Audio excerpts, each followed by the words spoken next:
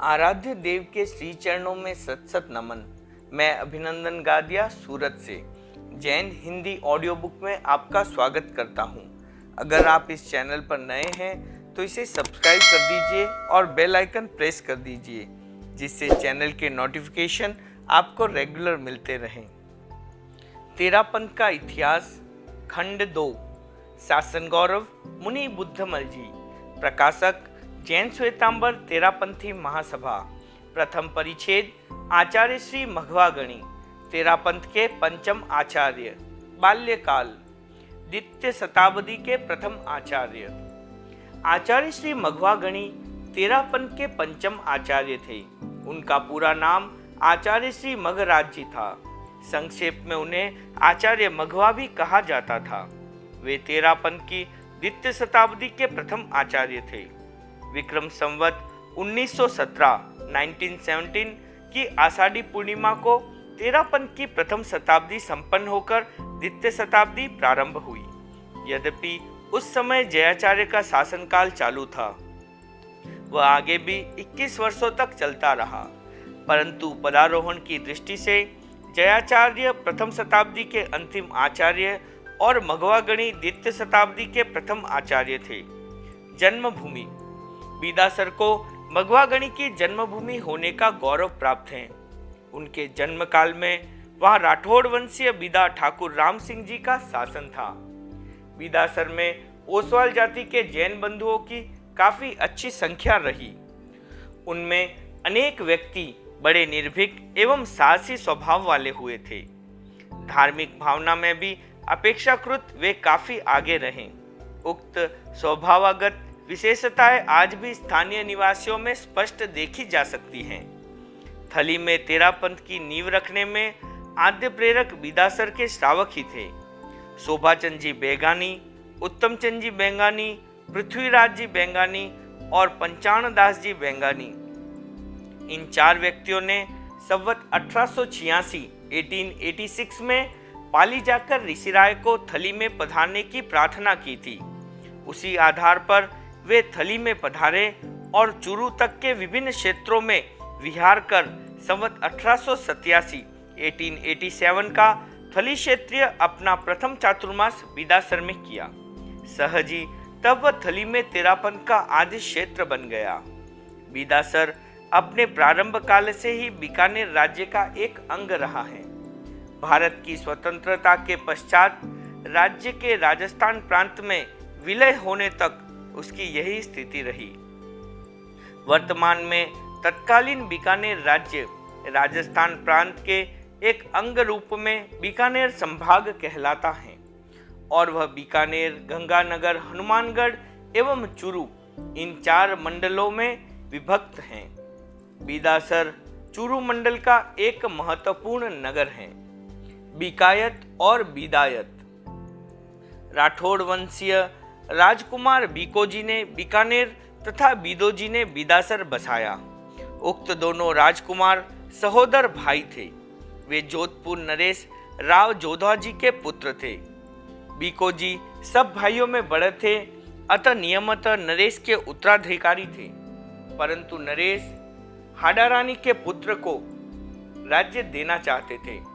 वे उक्त बाधा को दूर करने का उपाय सोच ही रहे थे कि एक दिन वह कार्य अनायास ही हो गया। संवत 1522 की बात है। जोधपुर में दशहरे का दरबार लगा हुआ था। उसमें बीकोजी अपने चाचा कांधल जी के पास बैठे कुछ बात करने लगे। राव जोधो जी ने परिहास में कहा, आज तो चाचा भतीजे में बड़ा परामर्श चल रहा है। लगता है भतीजे के लिए किसी नए राज्य की योजना तैयार की जा रही है। कांधल जी को बात लग गई। उन्होंने उसी समय प्रतिज्ञा कर दी कि अब तो बीका के लिए नया राज्य स्थापित करके ही आपसे मिलेंगे। कांधल जी और बीकोजी ने उसी दिन वहां से प्रस्थान कर दिया। मित्रों तथा परिवारजनों में से सैकड़ों योद्धाओं ने उनका अनुगमन किया। वे मारवाड़ की सीमा लांघकर देशनोक की ओर चले गए। उधर के उत्तरी भूभाग पर राजपूतों तथा पूर्वी भूभाग पर जाटों के अनेक छोटे छोटे राज्य थे। चाचा भतीजे ने एक एक करके उन सभी पर अपना अधिकार कर लिया। कांदल जी ने तब संवत 1529 1529 में बीकोजी को वहां का राजा घोषित कर अपना वचन पूरा किया। राज्य की वृद्धि के लिए नए अभियान फिर भी चलते रहे। इसी बीच एक घटना भी घटित हो गई। राव जोधाजी ने मोहिल वाटी पर आक्रमण किया और मोहिल राजपूतों को पराजित कर उनकी राजधानी छापर तथा द्रोणपुर पर अपना अधिकार कर दिया। वहां का प्रबंध उन्होंने अपने पुत्र बीदोजी को सौंपा, परंतु उनकी वह विजय स्वल्पकालीन रही। मोहिलों ने दिल्ली से सहायता प्राप्त कर पुनः छापर को हस्तगत कर लिया। मोहिल फिर भी वहां जम नहीं पाए। बीदोजी ने उनके विरुद्ध अपने बड़े भाई बीकोजी से सहयोग मांगा। बीकोजी तथा कांदल जी ने आकर तब संवत 1531 1531 में मोहिलों को अंतिम रूप से परास्त किया और बीदोजी को पुनः उस क्षेत्र का अधिकारी बना दिया। मोहिल वाटी पर स्थिर अधिकार हो जाने पर बीदोजी ने उसके उत्तरी क्षेत्र को भी जीता। वहां उस समय भाटी राजपूतों का राज्य था। माणकराव भाटी का बनाया हुआ माणकसर तालाब आज भी उसका साक्षी है। भाटियों से हस्तगत किए क्षेत्र में बीदोजी ने संवत 1532 1532 में बीदासर बसाया। उनके राज्य को बीदावाटी कहा जाने लगा। राव बीकोजी ने संवत 1545 1545 बैसाख शुक्ला बीज शनिवार 12 अप्रैल सन 1488 1488 को रातीघाटी नामक स्थान पर दुर्ग बनाना तथा बीकानेर नगर बसाना प्रारंभ किया। इस संबंध में एक दोहा काफी प्रचलित है। पनरे से पैताल में सुख बैसाख सुमेर, थावर बीज थरपियो बीके बीकानेर। राव बीकोजी का अधिकृत क्षेत्र बीकायत कहलाया, तब बीदोजी के क्षेत्र को बीदायत कहा जाने लगा।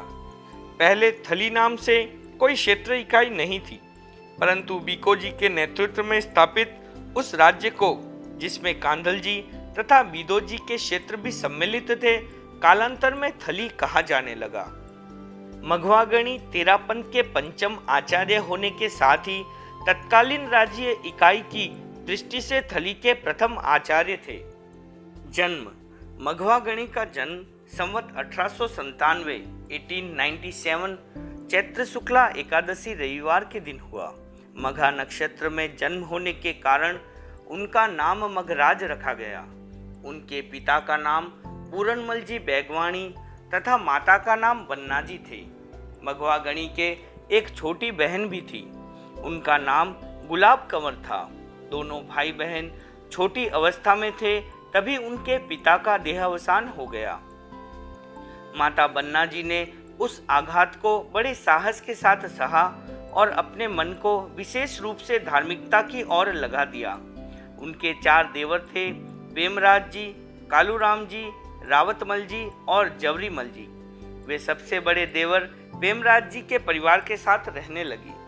वहां के अत्यंत विरागमय जीवन बिताने लगी। समय समय पर यथाशक्ति तपस्या करने में भी उनकी रुचि रहा करती थी। धार्मिक संस्कार। माता की धार्मिक रुचि का प्रभाव बालकों पर स्वतः ही आ जाना सहज बात है। फिर मघवा और गुलाब को तो एक विशेष अवसर भी प्राप्त हो गया। एक बार सरदार सती का पदार्पण बीदासर में हुआ। वे वहीं उन्हीं की जगह में ठहरी। रात दिन धार्मिक वातावरण में रहते हुए दोनों बालकों ने कुछ तत्वज्ञान कंठस्थ करना प्रारंभ किया। परिणाम स्वरूप उनका मन धर्म के प्रति विशेष निष्ठाशील बन गया। उन दिनों युवाचार्य जय थली में विहार कर रहे थे। उन्होंने संवत 1908 1908 का अपना चातुर्मास बीदासर में किया। ज्येष्ठ बंधु मुनि स्वरूपचंद जी भी साथ ही थे। वे सब वहां 12 संत थे। युवाचार्य श्री के प्रवचनों से लोगों को अधिकाधिक धार्मिक संबल प्राप्त हुआ। फलस्वरूप त्याग तपस्या की वहां अच्छी प्रगति हुई। उसी चातुर्मास में बन्ना जी तथा उनके दोनों बालकों के मन में संयम की भावना जागृत हुई। भाग 2 दीक्षा की तैयारी। बहिन का कल्प। दीक्षा ग्रहण करने के लिए बन्ना जी तथा उनकी दोनों संतानों की मानसिक भूमिका तैयार हो चुकी थी। फिर भी उसे कार्य रूप देने के मार्ग में अनेक बाधाएं थी। श्रेयासी बहुविज्ञानी यह किसी बहुत ही अनुभवी व्यक्ति का उद्गार है। प्राय हर शुभ कार्य में अनेक विघ्न उपस्थित हो ही जाया करते हैं। मघवा की दीक्षा में भी अनेक विघ्न उपस्थित हुए, पर एक धीर व्यक्ति के समान उन्होंने प्रत्येक विघ्न को पराजित करने में सफलता प्राप्त की। उनकी दीक्षा में सबसे पहली बाधा तो यह थी कि उनकी बहन गुलाब कंवर की अवस्था बहुत छोटी थी। उनकी दीक्षा का कल्प नहीं आ जाता। तब तक माता बन्ना जी भी दीक्षा नहीं हो सकती। छोटी लड़की को किसी दूसरे के आश्रय पर छोड़कर दीक्षित होने में जहाँ उनका दायित्व बाधक बनता था, वहाँ इस प्रकार दीक्षित करने को युवाचार्य के उद्यत होने की भी संभावना नहीं थी। इतनी स्पष्ट बाधा होते हुए भी बालक मघवा मानो यदह विरेजते तदह प्रवज्यते, अर्थात जिस दिन संसार से विरक्ति हो जाए उसी दिन उसे छोड़ दो, इस कथन को मूर्त रूप देने के लिए कृत संकल्प हो गए। बहन के कल्प आने तक की प्रतीक्षा भी उनके लिए सह्य नहीं रही। उस बाधा को पार करने के लिए उन्होंने एक मार्ग निकाला।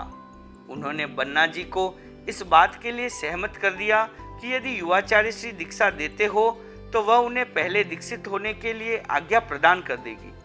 इतना ही नहीं, उन्होंने बन्ना जी द्वारा युवाचार्य श्री से प्रार्थना भी करवाई कि इसे आप पहले दीक्षा प्रदान कर दीजिए और गुलाब कंवर को कल्प आने के पश्चात हम दोनों पर कृपा कीजिए। बालकों की भविष्यवाणी। मघवा की संयम के प्रति तत्परता और साथ ही बन्ना जी की प्रेरणा जहाँ युवाचार्य श्री के मन को संयम देने के लिए अनुकूल बना रही थी, वहाँ एक और घटना ने भी उनको अप्रत्यक्ष सहयोग दे दिया। वह घटना इस प्रकार थी। मघवा के बाल साथियों को जब ये पता लगा कि वे दीक्षा ले रहे हैं, तब उन्होंने अज्ञात भाव से उस स्थिति को भी अपने खेल का एक विषय बना लिया। वे परस्पर खेलते, तब एक बालक मघवा को संबोधित करते हुए कहता, मथेण वंदामी मघजी स्वामी। मघवा तो इस पर स्वयं नहीं बोलते, पर कोई दूसरा बालक उनका पार्ट अदा करता हुआ कहता, जी भाई जी। तब सब बालक एक साथ बोलते, थारे पात्रे में घी, बैठो ठंडो पानी पी। युवाचार्य श्री ने बालकों के इस खेल को बाहर जाते आते समय कई बार देखा। सहज हृदय से निकलने वाली उनकी बात को उन्होंने बड़ा शुभ माना। वे ज्योतिष तथा शकुन आदि के प्रति बड़ी आस्था रखते थे। स्वयं इस विषय के अच्छे ज्ञाता भी थे। बालकों की उस वाणी को उन्होंने मघवा के विषय में एक शुभ भविष्यवाणी के रूप में ग्रहण किया। बहुत वर्षों बाद जब मघवा को युवाचार्य पद दिया गया, तब जयाचार्य ने उस घटना का उल्लेख करते हुए कहा भी था, बाल्य अवस्था में तुम्हारे साथी तुम्हें जो बात कहा करते थे वह बहुत शुभ और श्रेष्ठ थी। बालकों की वह वाणी आज पूर्णतः फलित हो गई है। ऐसा लगता है कि बालकों की वह शुभोक्ति मघवा को संयम देने में अवश्य ही युवाचार्य श्री की इच्छा को प्रेरित करने वाली हुई थी। दीक्षा तिथि की घोषणा। मघवा की प्रबल इच्छा, बन्ना जी की प्रार्थना और बालकों की शुभ भाषा, इन सभी बातों का समन्वित प्रभाव यह हुआ कि युवाचार्य श्री ने मघवा को माता और बहन से पूर्व दीक्षा प्रदान करने की स्वीकृति दे दी। साथ ही चातुर्मास समाप्ति के पश्चात मार्गशीर्ष कृष्णा पंचमी का शुभ दिन भी दीक्षा के लिए घोषित कर दिया। दीक्षा के लिए प्रस्थान। दीक्षा प्राप्ति में जिस बाधा से विलंब होने का भय था, उसको मघवा ने आसानी से पार कर लिया। अब और कोई बाधा सामने नहीं थी।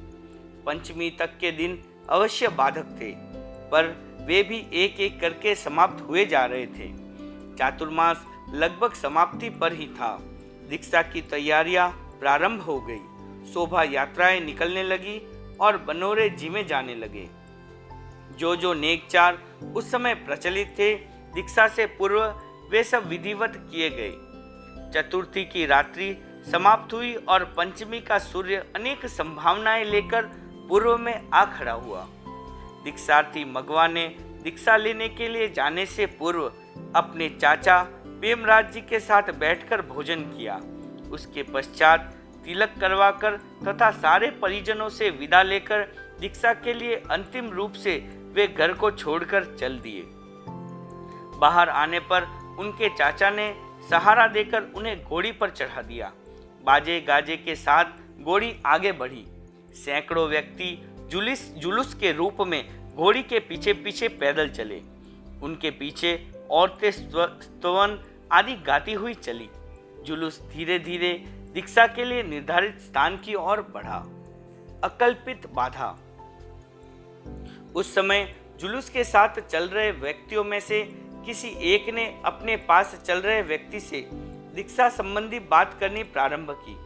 वह मगवा के चाचा पेमराज जी को सुनाने के लिए सलक्ष से जोर जोर से बोल रहा था। उसने ऐसे तीक्ष्ण वाक बाणों का प्रहार किया कि उनसे प्रेमराज जी के मन पर सीधा आघात लगा। वे तिलमिला उठे। वह व्यक्ति कह रहा था, यदि इस बालक के पिता जीवित होते तो क्या इसे यों घर से निकाला जा सकता था? अच्छा ही है यह घर में रहता तो धन की आधी पाती का अधिकारी होता। अब ये अकेले ही उसके अधिकारी रह जाएंगे। इनका अपना बेटा दीक्षा लेता तब इनके हर्ष का पता लगता। उक्त अनर्गल आक्षेपों ने प्रेमराज जी को इतना क्षुब्ध कर दिया कि वे अपने पर नियंत्रण रखने में असमर्थ हो गए। एकाएक उन्होंने अपने मन में कुछ निर्णय किया और जुलूस ज्यों ही गढ़ के पास पहुंचा त्यों ही उसे कार्य रूप में परिणित भी कर दिया। वे सबको चीरते हुए घोड़ी के पास आए और किसी को कुछ सोचने समझने का अवसर देने से पूर्व ही मगवा को खींचकर घोड़ी पर से उतार लिया। वे उन्हें गोदी में उठाए हुए झट घर में घुस गए। दीक्षा नहीं दिलानी है। दीक्षार्थी मगवा अचानक उपस्थित हुए उस विघ्न से पहले तो अतीव असमंजस में पड़ गए। फिर थोड़ा साहस करके चाचा से वैसा करने का कारण पूछा तो उन्होंने तमतमाए हुए चेहरे से एक ही उत्तर दिया, मुझे दीक्षा नहीं दिलानी है। बाहर खड़ी हुई जनता भी उनके उस अप्रत्याशित व्यवहार से चकित थी। क्या हुआ, क्यों हुआ आदि का समाधान पाने का प्रयास हो उससे पूर्व ही पेमराज जी ने गढ़ में से एक व्यक्ति को बाहर भेजा और लोगों को स्पष्ट कहला दिया कि आप सब अपने अपने घर जाइए, दीक्षा नहीं होगी।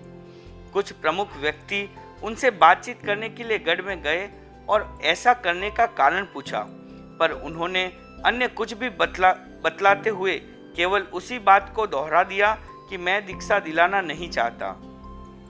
भावी के गर्भ में क्या छिपा होता है यह पता कौन लगा सकता है। अनेक बार मनुष्य के साथ ऐसा होता है कि वह जहाँ विघ्न की आशंका करता है वहाँ कोई विघ्न नहीं होता, पर जहाँ वह निर्विघ्नता देखता है वहीं अनेक विघ्न आ खड़े होते हैं। प्रस्तुत दीक्षा के अवसर पर किसी प्रकार की बाधा की कोई संभावना नहीं थी। दीक्षा के लिए निर्धारित समय से आधा घंटा पूर्व ही कोई बाधा आ धमकेगी, संभवतः यह कल्पना भी किसी ने नहीं की थी, पर अप्रत्याशित रूप से बाधा उपस्थित हो ही गई। दीक्षा नहीं हो सकी। युवाचार्य जय दीक्षा के लिए निर्धारित समय से कुछ पूर्व ही दीक्षा स्थल पर पधार चुके थे। दर्शक लोग भी काफी बड़ी संख्या में एकत्रित हो गए थे। सभी द्वारा जुलूस के वहां पहुंचने की अति व्यग्रता के साथ प्रतीक्षा की जा रही थी। इतने में ही समाज के कुछ वरिष्ठ व्यक्ति शीघ्रता से वहां पहुंचे। वे जुलूस में सम्मिलित थे, अतः वहां घटित घटना की पूरी जानकारी लेकर आए थे। उन्होंने युवाचार्य श्री को निवेदन किया कि पेमराज जी दीक्षार्थी को बलात् लेकर गढ़ में चले गए और वहां से जनता को कहलवा दिया कि मुझे दीक्षा नहीं दिलवानी है। युवाचार्य श्री को चाचा के उक्त व्यवहार से बहुत आश्चर्य हुआ। अभी कुछ दिन पूर्व ही तो स्वयं उन्होंने अपने हाथ से आज्ञा पत्र लिख कर दिया था, तो फिर अब ऐसा व्यवहार करने का कोई कारण दिखाई नहीं दे रहा था। परंतु उस समय उसका स्पष्टीकरण करने वाला कोई नहीं था। जो स्पष्टीकरण कर सकता था वह तो उस गढ़ में घुसकर अपनी कृतार्थता मान रहा था। युवाचार्य श्री के सम्मुख पूरी घटना का यह निष्कर्ष स्पष्ट था कि आज ये दीक्षा नहीं हो सकेगी। आगे के लिए भी क्या कहा जा सकता था कि ऊंट किस करवट बैठेगा। चातुर्मास के पश्चात दीक्षा के निमित्त ही युवाचार्य श्री वहां ठहरे हुए थे। उनका अनिश्चय हो जाने के कारण वे वहां से विहार करके पार्श्ववर्ती गांव दड़ीबा में पधार गए। दूसरे दिन आगे लाडनू की ओर प्रस्थान कर दिया। गढ़ से घर तक बालक मघवा को कुछ समय के लिए गढ़ में रोककर रखा गया। उन्हें वहां ठाकुर राम सिंह जी के पास भी ले जाया गया। ठाकुर साहब ने उनसे अनेक प्रश्न किए। तुम दीक्षा क्यों लेना चाहते हो, या तुम्हें क्या दुख है, साधुओं के बहकावे में आ गए लगते हो, इत्यादि प्रश्नों का उन्होंने यथोचित उत्तर दिया और निर्भीकता पूर्वक अपनी भावना बतलाई। इस प्रकार और भी अनेक बातों में उलझाकर चाचा ने उनको यथावश्यक गढ़ में रोका। बाद में जब उन्हें यह निश्चय हो गया कि युवाचार्य वहां से विहार कर गए हैं और अब दीक्षा का कोई भय नहीं रह गया है, तब वे मघवा को लेकर घर आ गए। फिर तैयारी। दीक्षा का वह अवसर टल जाने से मघवा के मन में काफी क्षोभ हुआ। यद्यपि अचानक आई हुई इस बाधा ने सहसा ही उन्हें निकटस्थ सफलता से दूर धकेल दिया था, फिर भी वे उससे पराजित नहीं हुए। तत्काल उन्होंने अपने आगे का कर्तव्य निर्धारित किया और अपने चाचा को फिर से सहमत कर लेने के प्रयास में लग गए। आखिर वे उन्हें पूर्ण सहमत तो नहीं कर पाए, पर इतना अवश्य हुआ कि आगे के लिए किसी प्रकार की बाधा देने का विचार उन्होंने त्याग दिया।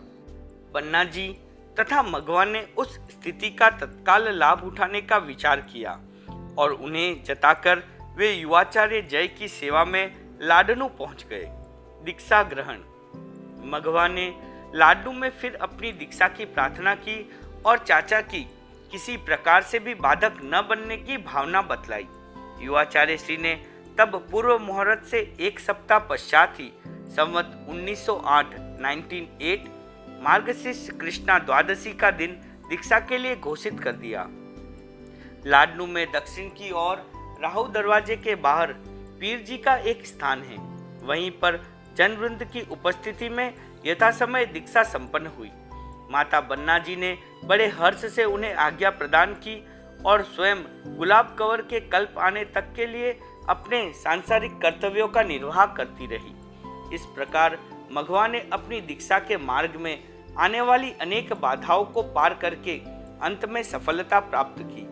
बन्ना जी तथा गुलाब कंवर की दीक्षा लगभग 2.25 महीने पश्चात हुई। मघवा की दीक्षा के समय शासनकाल ऋषि राय का था और जय युवाचार्य थे, पर उस बीच के समय में ऋषि राय दिवंगत हो गए और जयाचार्य का शासनकाल प्रारंभ हो गया।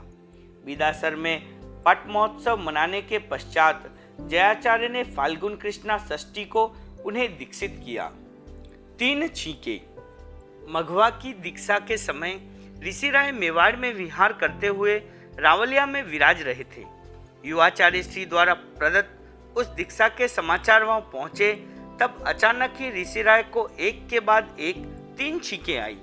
साधारणतया वे सुकनों या मुहूर्तों आदि पर बहुत अधिक विश्वास नहीं करते थे, पर उस दिन न जाने उनको उन छींकों में क्यों कोई गुप्त सूचना प्रतीत हुई। उन्होंने प्रथम छींक पर तो कुछ नहीं कहा, पर तत्काल ही जब दूसरी छींक आई तो बोले, लगता है यह साधु प्रभावशाली एवं अग्रणी बनने योग्य होगा। यह कहते ही उन्हें जब तीसरी छींक आई तो उन्होंने फिर फरमाया, यह तो जीतमल का भार संभाल ले तो आश्चर्य नहीं। ऋषि राय के वे वचन नवदीक्षित बाल साधुओं के विषय में एक सुनिश्चित भविष्यवाणी के रूप में सिद्ध हुई। मघवा की दीक्षा के लगभग 2 महीने पश्चात ही ऋषि राय दिवंगत हो गए, अतः उन्हें तो उनके दर्शन करने का अवसर भी प्राप्त नहीं हो सका। पर ऋषि राय ने अवश्य उतनी दूर से भी बालमुनि मघवा के भावी जीवन की सारी झांकी अपनी दिव्य दृष्टि से प्राप्त कर ली थी और साथ ही उसका निष्कर्ष सबके सामने प्रस्तुत भी कर दिया था। कल के अध्याय में हम सुनेंगे मघवा गणी को अजात शत्रु क्यों कहते थे। जब मुनि मघवा को मोती जरा हो गया तब जयाचार्य जी ने क्या किया। मुनि मघवा की चेचक की बीमारी में जयाचार्य जी को एक छोटे से गांव में कितने दिन विराजना पड़ा। मघवा गणी को तेरा पंथ में संस्कृत के प्रथम विद्वान क्यों कहते हैं? जेतारण का अर्थ मुनि मघवा ने क्या बताया? जयाचार्य ने मुनि मघवा पर धूल गिराने को क्यों कहा? मुनि रामदत्त जी ने मुनि मघवा से क्यों कहा कि मैं आपके पैर दबा दूंगा? जयाचार्य जी ने मघवा गणी को 5 वर्षों तक के लिए क्या संकल्प करवाया? जयाचार्य जी ने मुनि मघवा को सरपंच क्यों बनाया? बहुत ही रोचक प्रसंग। जयाचार्य जी ने मुनि मघवा को कौन सी 4 बख्शीशें प्रदान की? ओम अरहम।